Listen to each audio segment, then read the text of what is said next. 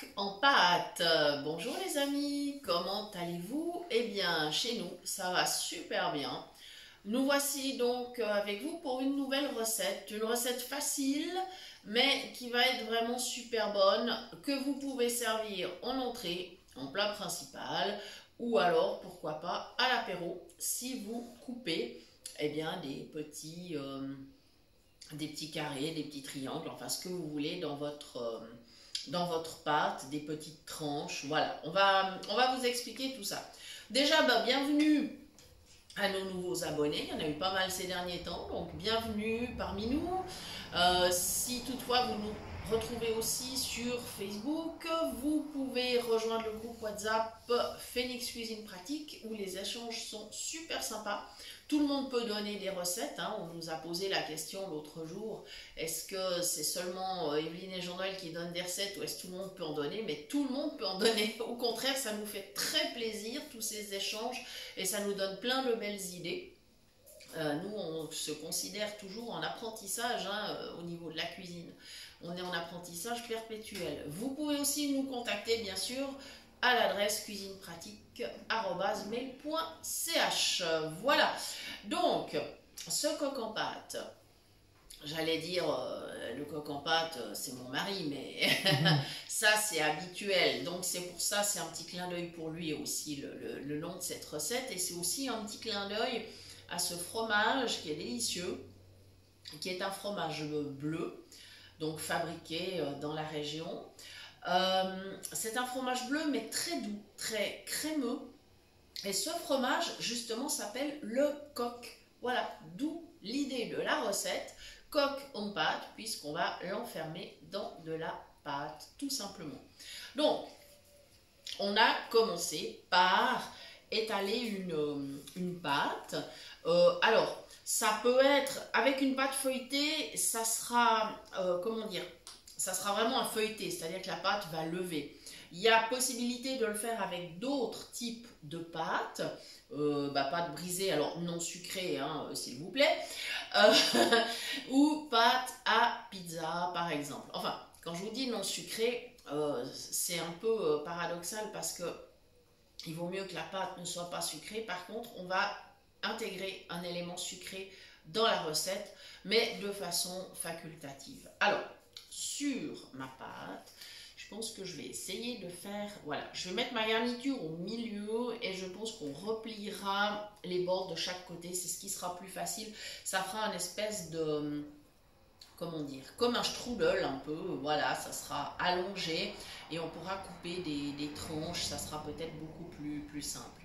Voilà, donc là, je vais commencer à couper mon fromage. Donc j'essaie de viser un petit peu le milieu.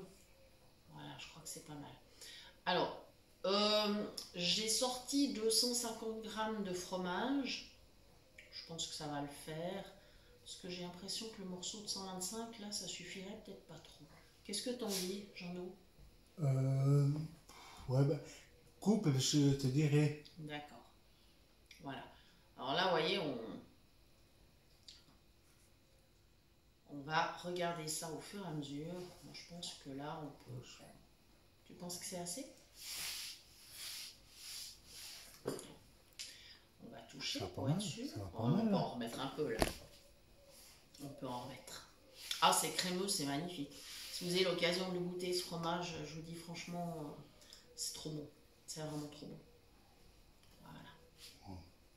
Je crois que ça va le faire. Oui. On tassera un petit peu. Mais tout, voilà. Voilà.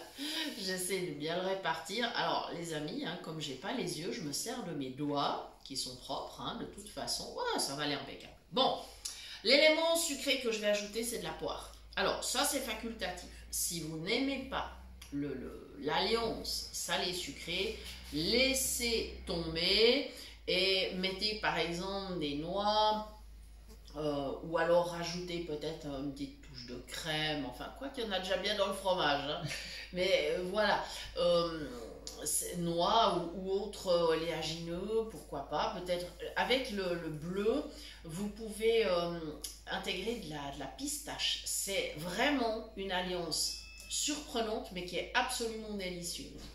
Donc, je rajoute ma poire, je vais la couper en morceaux. Je l'ai bien lavé, je vais choisir de ne pas l'éplucher. Moi j'aime bien parce que la peau est quand même assez fine hein, au niveau de la poire. Donc je coupe en 4, j'enlève le cœur et je fais des petits morceaux. En ce qui concerne le pliage de la pâte, moi j'ai choisi de mettre la garniture au milieu et de replier chaque côté plus les bouts, ce qui nous fera vraiment un coussin un peu allongé. Par contre, si vous souhaitez plier en deux, c'est-à-dire avoir en fait un demi-cercle, hein, puisque ma pâte elle est ronde, vous pourrez après cuisson couper en fait des petits triangles. Par exemple, si ça irait pour 4 personnes, vous coupez une fois au milieu et chaque moitié encore une fois en deux et ça va le faire, hein, ce sera vraiment, voilà. Ça après, si vous avez une pâte qui est rectangulaire ou qui est carrée, simplement vous repliez, voilà. Ça après c'est à vous de décider comment vous voulez faire avec votre pâte. Il y a plusieurs possibilités bien évidemment, et si vous êtes nombreux, alors à ce moment là vous allez simplement utiliser toute votre plaque. Dans ce cas là vous mettrez plus de fromage et plus de poire bien sûr, mais à ce moment-là, vous remettrez une deuxième pâte par-dessus, tout simplement. Voilà, encore une fois, ça dépend toujours du nombre de personnes qui vont venir manger. Et à ce moment-là, vous déterminez les quantités. Donc bon, là j'ai mis 250 grammes de fromage, on va dire que j'ai bien chargé mon plat, mais c'est pas grave. Hein. C'est pas grave du tout. Voilà, là il y en a largement pour 4 personnes. Et si c'est une entrée, je dirais même 6, parce que voilà. Après, voilà. Donc, je termine avec la poire dans les petits lots. Voilà. Non. Il ne me restera plus qu'à replier. Alors, pour bien souder les bords, j'ai préparé un peu d'eau tiède et je passerai avec un doigt sur la pâte. Ça permettra de bien souder les bords. Voilà, on va servir avec, je vais servir avec une petite salade de tomates. L'autre jour, c'était très rigolo d'ailleurs parce qu'on parlait de tarte aux légumes, tout ça, légumes, chèvres et tout. Et puis, moi je disais dans le groupe, bah oui, mais ça c'est bien, moi je mets une salade avec ça. Puis une des participantes à la discussion me dit, ah bah oui, mais c'est pour pas culpabiliser. Je dis, ah bah non, c'est pas ça, c'est que, après c'est de la logique. Si on a un repas qui est fait à base de pâtes, de garniture, et c'est déjà bien copieux. C'est clair qu'à côté, on ne va pas encore cuire des pâtes ou du riz. Hein, on va essayer de rester raisonnable quand même.